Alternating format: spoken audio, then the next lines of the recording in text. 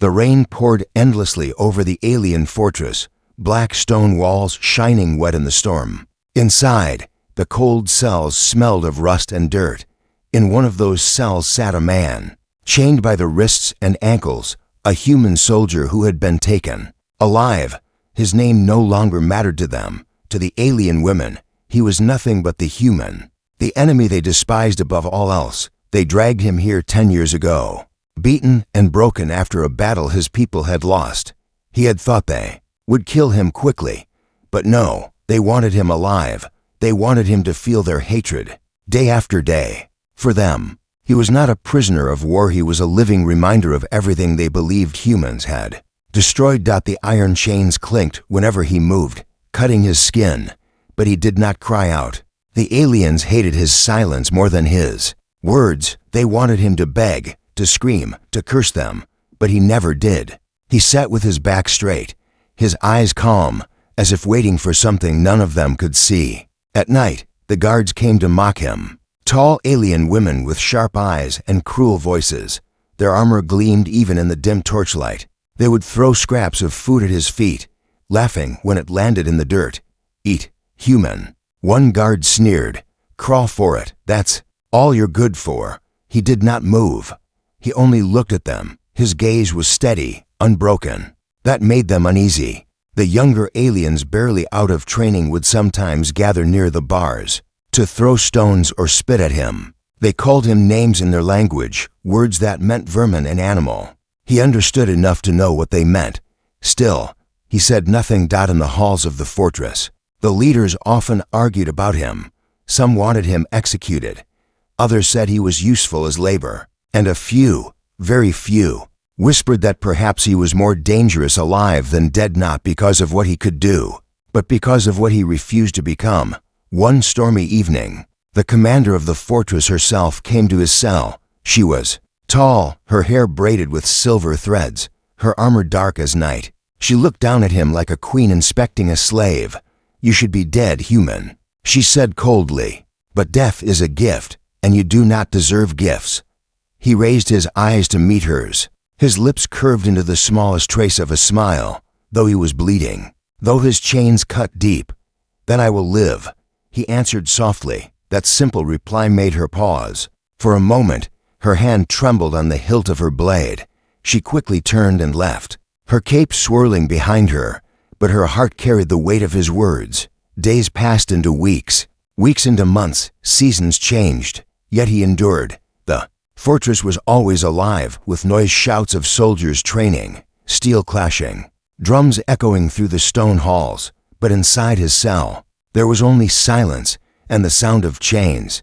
10 years of silence, 10 years of chains, 10 years of hate pressing down on him like the walls of a tomb.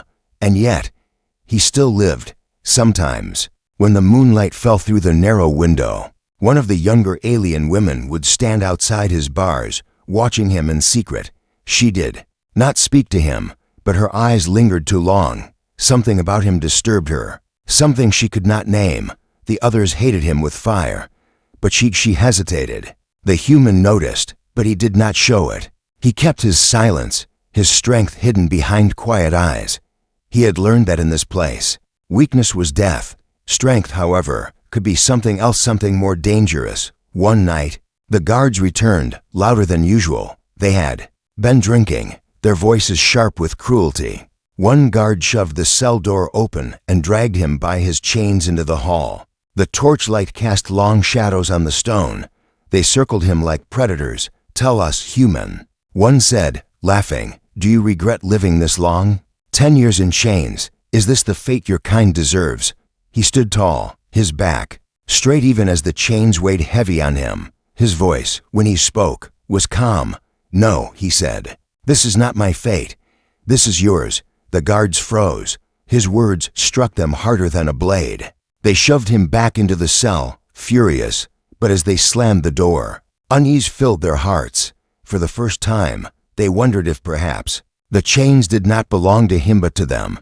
The storm outside grew louder, thunder echoing through the fortress walls. The human sat in the dark, blood dripping from his wrists, eyes fixed on the barred door. He did not know what tomorrow would bring, but deep in his chest, He carried something stronger than hate, stronger than fear. He carried the fire of endurance. And, though 10 years had passed, his story had only just begun. The days blurred into weeks. Weeks turned into months, and the months into years, 10 long years. The fortress walls did not change, but the human inside them did. His body grew lean. Muscles hardened from endless labor. His skin bore the marks of lashes and chains, yet his eyes, those stubborn human eyes, still held fire. It was that fire the alien women could not destroy, no matter how much they tried. Every day they forced him to work. He carried heavy stones for their construction, chopped wood for their fires, cleaned their halls while guards spat at his feet. They made him kneel when they passed, laughing as they poured water over his head, telling him he was less than a beast. The human never answered back. He bent when they forced him, but he never broke. Silence became his shield. Endurance became his weapon. But silence also became their enemy. The alien soldiers began to whisper among themselves. Why does he not cry?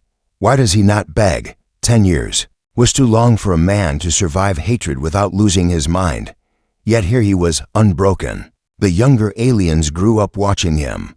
For them, he was part of the fortress. Like the old stones and cold chains, some spat at him, some kicked him when he was weak, but a few stared longer than they should. They asked questions their elders refused to answer.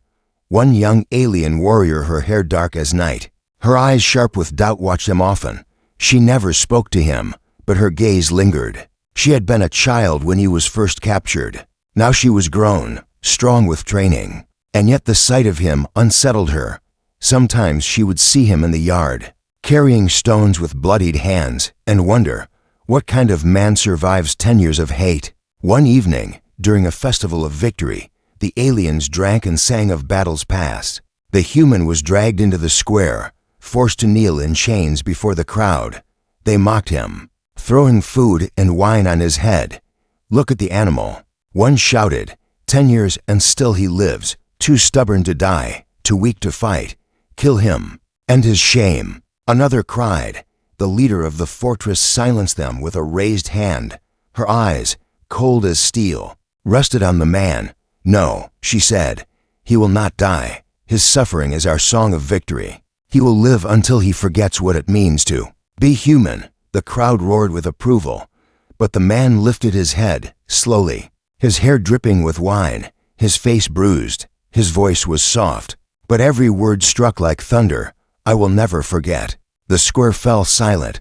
The aliens stared at him, their celebration poisoned by those simple words. The leader's jaw tightened. She ordered him back to his chains, but her heart carried a shadow of doubt she could not erase. Night after night, the fortress grew restless. Some guards said the human was cursed, that his silence carried power. Others said he was simply stubborn. But whispers began to spread. Perhaps the human is stronger than he looks. The young warrior who often watched him could not sleep. She dreamed of his eyes, steady and calm even under cruelty. She dreamed of his voice, unbroken after 10 years. She told herself it was only curiosity. Yet in her chest, something else stirred, something dangerous. The hatred of the fortress was no longer simple. It was cracked, uneven. For every voice that demanded his death, another voice asked a question. Why is he not broken? One night, as the torches flickered low and the halls echoed with silence, the young warrior found herself standing outside his cell. She did not know why her feet carried her there. The human sat in chains, his back against the wall, his face half in shadow. He opened his eyes when he sensed her. For a long moment, they only looked at each other. The storm outside thundered. Finally, she whispered, so low that no other could hear, why do you still live? Her voice shook. She hated herself for asking. The man's lips moved into the smallest, faintest smile. His answer was calm, as if the words had waited 10 years for her. Because even here, someone will see the truth. Her breath caught. She stepped back quickly, her heart pounding. As if she had touched fire, she left the cell, her thoughts in chaos. For the first time in 10 years, the chains around the human's wrists felt lighter. He knew something had changed. The fortress never slept, Blades clashed in training yards, drums echoed in war halls, and chants of hatred filled the air. For the alien women, hating humans was not just duty, it was tradition. And yet, among them lived one human who refused to die, 10 years in chains, yet his spirit still stood tall. His silence had become a weapon sharper than steel.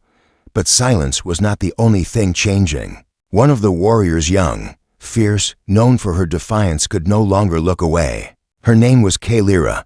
She had grown up hearing that humans were monsters, destroyers of worlds. She had been told to spit when she passed his cell, to laugh when others mocked him. For years, she obeyed, but something inside her began to shift. It started with glances. When she walked past his cell, she found her eyes lingering too long on his face. His scars should have made him look weak, but instead they carried a strange strength. His silence should have made him seem broken, but instead, it made him unshakable. She hated herself for noticing. And yet, every time their eyes met through the bars, her chest tightened. The human noticed too. He always noticed. He never spoke, but when her gaze lingered, he would tilt his head ever so slightly, as if acknowledging a secret only they shared. One night, when the moonlight cut silver across the stone floor, Kalira found herself stopping outside his cell again. She told herself it was curiosity, nothing more. He was awake, sitting against the wall, eyes half closed. When he opened them, their eyes locked. Neither moved, neither spoke. The silence was louder than any shout. Finally, Kalira broke it, her voice sharp to hide her fear. "You should be dead," she whispered. The man's lips curved into that faint, unsettling smile. "And yet, here I am." Her heart jumped. She clenched her fists. "You mock us, even now." "No," he said softly. "I endure." She turned away quickly, anger burning her face.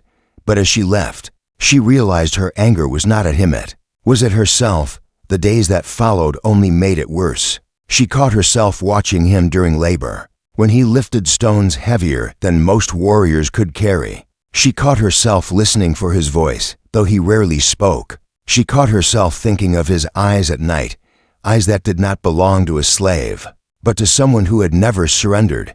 Her sisters noticed her hesitation. "Why do you always stare at the human?" One warrior sneered. "Do you pity him?" Kalira snapped back. "I watch him the way one watches an insect, waiting to see how long it survives." The others laughed, satisfied. But deep inside, Kalira knew it was a lie. The truth frightened her more than the chains on his wrists.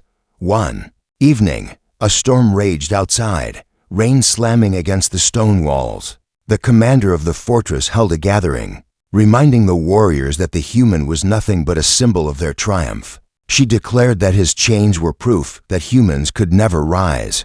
Above them, the hall cheered, but Kalira's eyes betrayed her. She glanced toward the shadows where the man was chained. His eyes met hers again, steady, unbroken. It was only a glance, but it was forbidden. That night, Kalira could not sleep. She found herself pacing, restless. Finally, her feet betrayed her, carrying her back to the cell. The torches burned low. The fortress was silent. Only the sound of chains filled the hall. The human looked up as she appeared. His gaze pierced through the dark, calm and knowing. Kalira's voice trembled when she spoke. Why do you not hate us?" His answer came slowly, each word heavy with meaning. "Because hate is your chain, not mine." Her breath caught. The words struck deep, cutting through everything she had been taught. For 10 years, she had believed hate was strength, but now it felt like weakness. She stepped closer to the bars, her heart racing. She wanted to ask more, but footsteps echoed in the hall. Another warrior approached. Kalira froze. If she were caught here, so close to him, questions would be asked, questions she could not answer. Without a word, she turned and vanished into the shadows. But as she walked away, his voice followed her, low and calm. "Even in hate, you see me." Her chest tightened. She did not know if it was fear or something far more dangerous. From that night on, the fortress felt different. The air was heavier. The women still mocked him, still spat at him, still cursed his name. But Kalira's stolen glances grew bolder, and each time, the human met them with quiet strength. as if daring her to see the truth. The hatred that had once united the fortress was beginning to fracture, all because of one man's eyes and one forbidden glance. The fortress had stood for centuries, its walls unshaken by storms or enemies. But cracks do not always start in stone. Sometimes they begin in hearts. 10 years of hatred had been their foundation. Every warrior inside the fortress was raised to believe humans were monsters. Every story told around the fire ended with humans as destroyers. And yet, one man's silence was breaking that story apart. Lyra tried to hide it. She tried to bury the questions clawing at her mind. But the more she avoided him, the more she found her eyes drifting back. The more she told herself he was only a prisoner, the more her heart whispered otherwise. One morning, she was ordered to oversee the labor yard. The human was there, dragging heavy beams across the mud. The chains rattled with every step, iron biting into raw skin. A younger alien guard threw a bucket of dirty water at him, laughing. "Drink, human." The guard shouted, "This is all you deserve." The man stopped, water dripping from his hair. He looked up slowly, his eyes calm, his breathing steady. And then he smiled. It was small, faint, almost invisible. But Lyra saw it. The guard grew uneasy. "Why do you look at me like that?" he demanded. He shoved the man hard, but the human did not fall. He straightened, his back firm as stone, his gaze unshaken. Lyra felt her chest tighten. It was not defiance she saw, it was freedom, a kind of freedom no chain could steal. That night, she could not sleep. The storm outside rattled the windows, but it was her thoughts that kept her awake. Finally, she went to the cell again, torchlight flickering against the bars. The man was awake. He always was. She stood there, her voice trembling though she tried to sound strong. "You should hate us, every lash, every stone, every insult.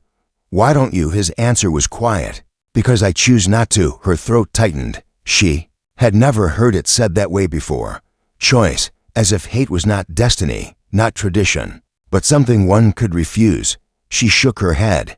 "Hate makes us strong." His eyes held hers, calm and piercing. "No, hate makes you weak. Look at you, you cannot even leave without coming back." Her heart pounded like a drum. She turned away, ashamed and furious. But his words clung to her skin like the storm's rain. The next day, whispers began to spread. Some warriors noticed Lyra's hesitation around the human. Others noticed the way his presence unsettled them all. One elder warrior muttered to the commander, "We should end him before he infects more minds." The commander's jaw tightened. She looked toward the cell, her face carved in stone. Not yet. But doubt had already begun to spread, like cracks in old walls. Later that week, Lyra walked past the cell again. This time, she carried bread.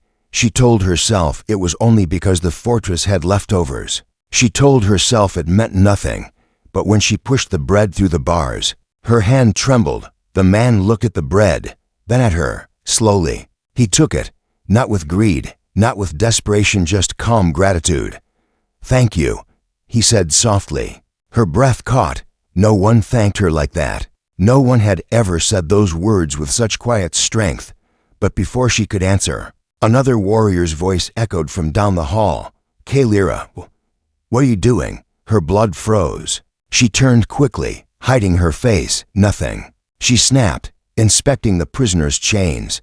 The other warrior narrowed her eyes, suspicious. But she said nothing more and walked away.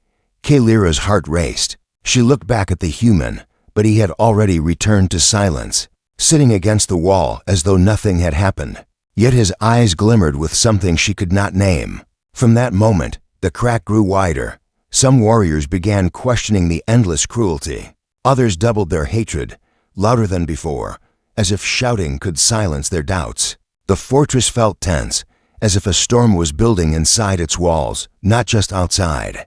Lyra found herself caught in the middle. Each time she glanced at the human, she remembered his words, "Hate makes you weak," and deep inside, though she refused to admit it, she feared he was right.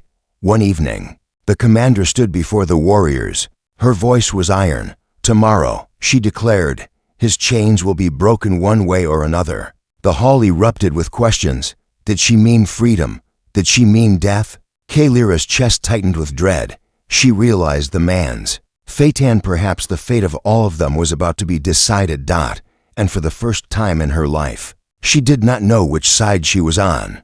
The fortress was never quiet, but that night, silence weighed heavier than steel. The commander of the alien women, Serenia, stood alone in the war hall. Torches burned low, shadows crawling across stone walls carved with stories of victories long past. Her people sang of glory and hatred, of battles won against humans. Yet tonight, she felt none of that strength. Tomorrow, she would face a choice. And she hated choices. For 10 years, keeping the human alive had been easy. He was their trophy, their shame made flesh, their proof that humans could be broken without dying. His chains were supposed to be their triumph, but now his silence had become their undoing. The women were no longer united. Some demanded his death. Others whispered doubts they dared not speak aloud. And Serenia saw it clearly. This one man had cracked the walls of her fortress. Without raising a single blade, she poured wine into a cup, her hand trembling. Why has he not broken? She asked herself for the 100th time. What does he hold inside that even pain cannot kill? Her second-in-command entered quietly. "Commander," she said, bowing her head, "the warriors are restless. Some want him executed at dawn." "And the others?" Serenia asked, her voice low. "They say, if he can endure 10 years without bending, then perhaps the stories of humans are lies." The words stung. Serenia slammed her cup down, wine spilling across the table. "Lies," she spat. "Have they forgotten the cities humans burned, the families they left in ash?" The warrior did not answer. She only lowered her head and left the hall. Serenia stood there, her chest heavy. Rage was easier than doubt, but rage no longer silenced her heart. That same night, she went to the cell. The torches flickered as she approached. The human was there, as always, sitting in the dark like a shadow carved from stone. She stepped closer, her boots echoing against the stone floor. "Do you know what happens tomorrow?" "Human." He raised his eyes to hers. "Calm, always calm. You decide." Her jaw tightened. "Yes, I decide. Life or death. And which frightens you more?" He asked softly. The question struck deeper than any weapon. For a moment, she could not breathe. Her people expected her to kill him. That would prove her strength. But why, then? Did the thought of sparing him feel more dangerous than ending his life? She stepped closer to the bars, her voice sharp. "You do not understand. If I let you live, I betray everything we stand for." He did not look away. "And if you kill me, you betray yourself." The words hung in the air like thunder. For a long moment, she stared at him, her heart caught between rage and something she could not name. Finally, she turned sharply and left, her cape swirling behind her. But his words followed her into the night. By morning, the fortress was divided. Warriors gathered in the courtyard, weapons in hand, voices rising. "Kill him, end his curse," shouted one side. "No, spare him. He has shown more strength than any of us," cried another. The noise shook the walls, louder than any storm.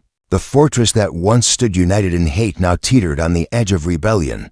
Serenia stood above them all, her hand on her blade. Her eyes swept across her warriors, then fell on the human brought into the courtyard in chains. He stood tall despite the weight on his wrists, his back straight, his eyes steady. He did not beg. He did not speak. His silence was a fire burning in every heart present. Serenia drew her blade. The crowd hushed, holding its breath. The steel glimmered in the sun, its edge sharp enough to end 10 years with one strike. She lifted it high, her face carved in stone. But her heart was chaos. "If I kill him, the fortress stays strong.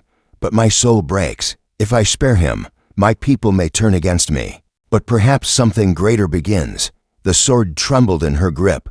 The warriors leaned forward, eyes wide, waiting for the moment that would decide everything. And then the human spoke.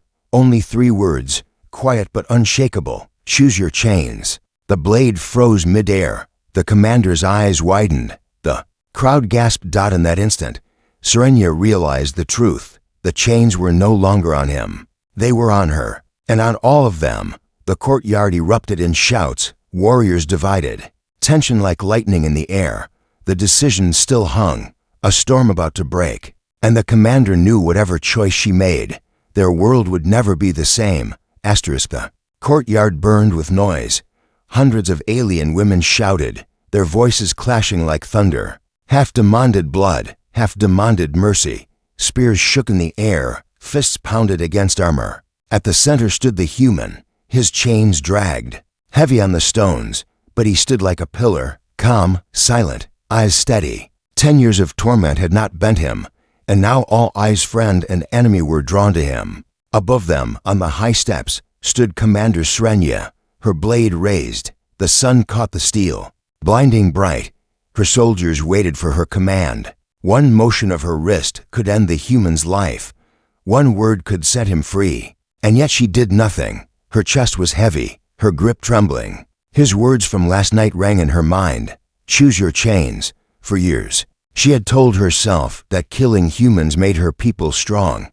But as she looked at this one man, unbroken after a decade in chains, she felt something impossible. If she struck him down now, would she prove her strength or her fear? The human lifted his head, his voice calm but carrying across the courtyard. You think I am your prisoner, but look at yourselves. 10 years, and still you gather here, bound by hate. You are not free, not while you need me to remind you who you are. Gasps rippled through the crowd. Some snarled in fury, others lowered their eyes in shame. Serenya's hand shook on the sword. She felt the fortress walls closing in, not from stone, but from the weight of her people's expectations. Kill him, and she would remain their leader of hate. Spare him, and she risked losing everything. Her second-in-command shouted from below, Commander, end him now. Show us your strength. But another voice rose from the crowd, Kalira's, strong, clear, trembling with conviction. No, he has shown more strength than any of us. You call him weak, yet he stands while we tear ourselves apart. The courtyard froze. All eyes turned to Kalira. She stood tall, her hand on her sword hilt, but her gaze fixed on Srenya. This is not his trial, Kalira declared. It is ours. The words cracked the fortress louder than thunder. Some women shouted agreement, others roared in rage. The courtyard split in two, warriors glaring at one another, ready to fight. Serenya's heart raced. This was the moment. If she chose wrong, blood would spill, not just his, but her people's. She lowered her blade slowly. The crowd held its breath. Her voice rang out, sharp as steel. Enough. Silence crashed down. Srenya looked at the human, then at her people, her jaw clenched. Finally, she let the sword fall, not into his flesh, but into the ground. The blade rang as it struck stone. Gasps erupted. Some warriors cried out in fury. Others sagged in relief. Serenya's eyes burned, but her voice was steady. He will not die. Not today. His chains end here. The courtyard erupted, half in cheers, half in outrage. Spears clashed against shields. Boots pounded the ground. Chaos threatened to consume them all. But in the center, the human stood as guards stepped forward to unfasten his chains. The iron fell with a heavy crash, ringing like broken thunder, for the first time in 10 years. His wrists were free. He flexed his hands slowly, blood running down scarred skin. Then he lifted his head and looked at the commander. You chose, he said softly, her heart twisted. She had chosen, but she did not know if it was salvation or destruction. Around them, warriors argued, some screaming betrayal, others shouting hope. The fortress was no longer united. It was splitting, and no sword could mend it. Kalira stepped closer, her eyes fierce. Commander, you have done what no one expected. But know this, your decision is only the beginning. Many will not accept it. Srenya knew she was right. Her people would never be the same again. But when she looked at the human, standing unbroken and free, she realized something she had never dared to admit. Killing him would have ended his life. Sparing him had begun a war inside their souls. The true battle had only just begun, and the fortress, once built on hatred, now trembled on the edge of change. The fortress had never known such chaos.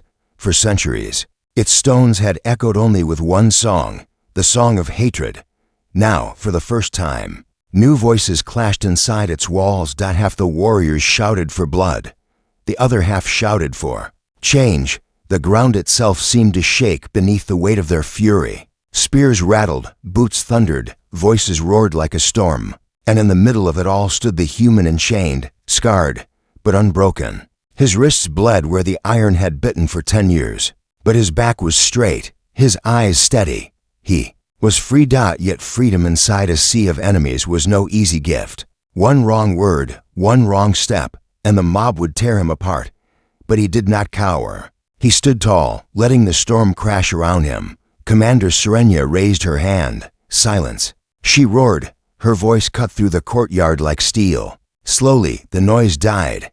Hundreds of eyes turned to her. This man is no longer our prisoner. She declared, I chose mercy.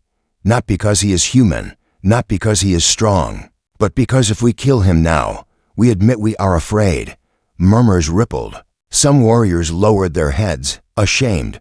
Others gripped their weapons tighter. Unwilling to let go of hate, Kalira stepped forward, her voice carrying clear. We called him weak. We spat on him. We chained him like an animal. And yet, who among us has endured what he endured? Not one. She looked around, her eyes sharp. Hate was supposed to make us strong, but hate made us blind. He opened our eyes. Her words struck deeper than any blade. Many warriors fell silent, shame twisting in their hearts. But others hissed in rage, refusing to yield. Through it all, the human remained silent. He did not speak. He did not boast.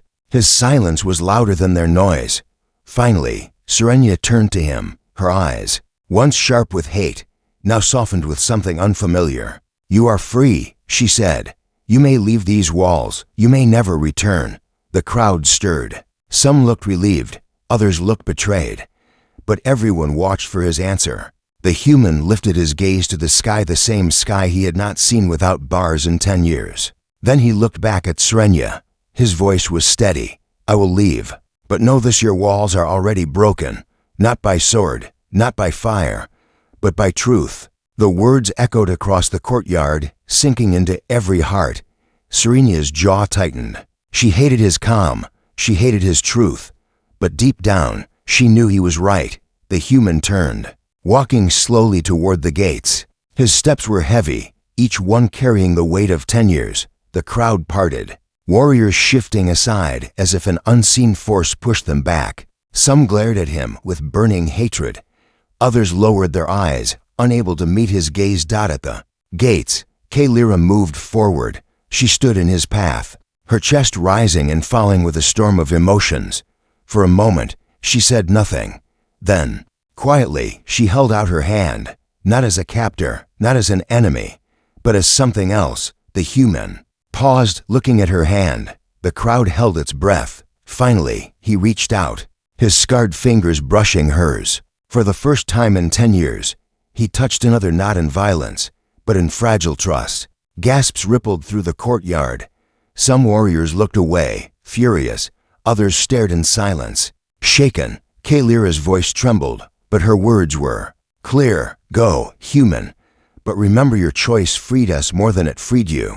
His lips curved into the faintest smile. He released her hand, stepping through the gates. The heavy doors groaned shut behind him. Silence fell. Inside the fortress, hatred no longer felt unbreakable. Doubt lived in every heart now, a seed that could grow into something dangerous or something new. Outside the walls, the human breathed free air for the first time in a decade. The sky stretched endless above him, the world wide and waiting. 10 years of chains had ended. But what lay ahead was not survival. It was something greater. It was a new beginning,